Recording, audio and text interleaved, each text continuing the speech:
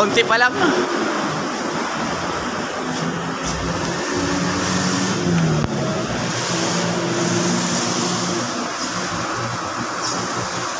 Siguro mga ano lang yun, check up lang. Ayan, oil change. Ina-upload ko pa rin yan.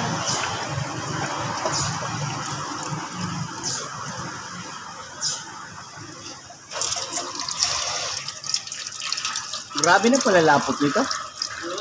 Maitim na maitim na.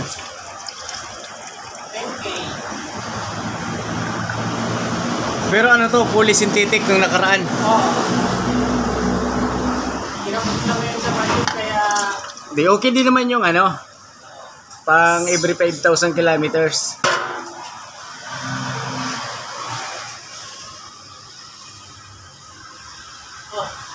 Oil filter position green. Hindi pa naman malapit. Hindi pa naman saan. Ayan si sir. Siya yung wala pa. So chichikin natin yung mga pilyo, mga loads.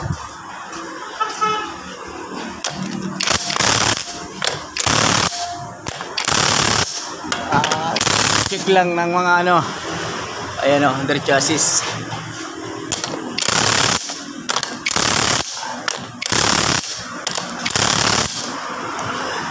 Ilan pa lang sila ang nito? Kilometer? 30,000?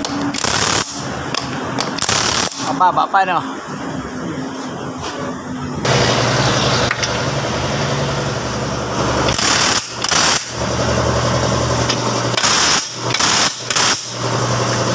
So ipitig-pit lang mga loob sa ilalim para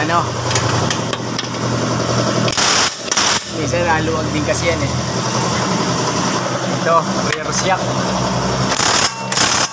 Kailangan din yan mga loads. Kailangan pagka nagpa-check, so ipitan nyo na.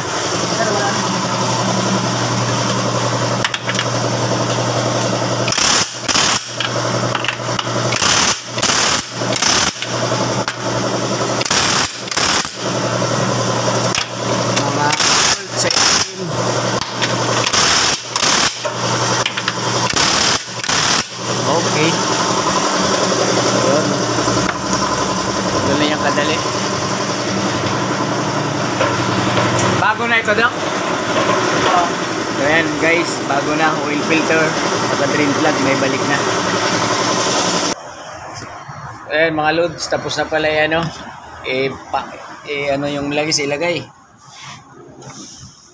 So ang ginamit dito, every 5,000 kilometers. Yun. May nagano na kagad comment Okay. Ayan bagong bago pa na BIOS. Dual BBTI. Ayan, dipstick. Takip. Ayun.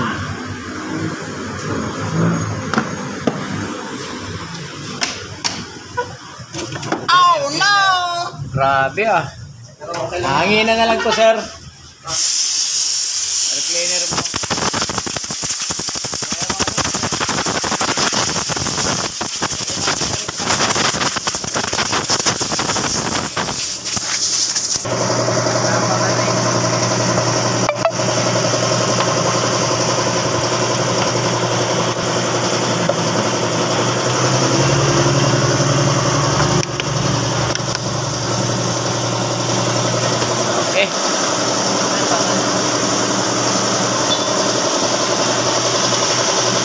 Start.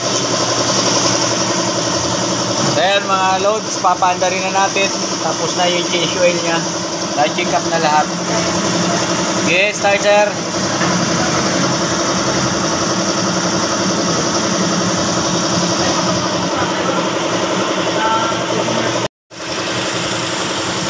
Yung loads, na-under na siya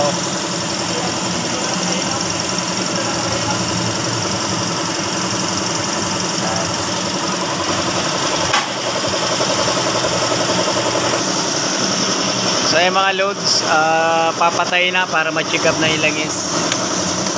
Kung hanggang saan yung ano, oil level natin.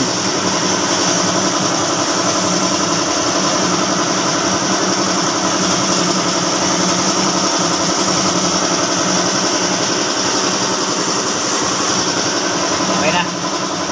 Kita mo doon kay sir.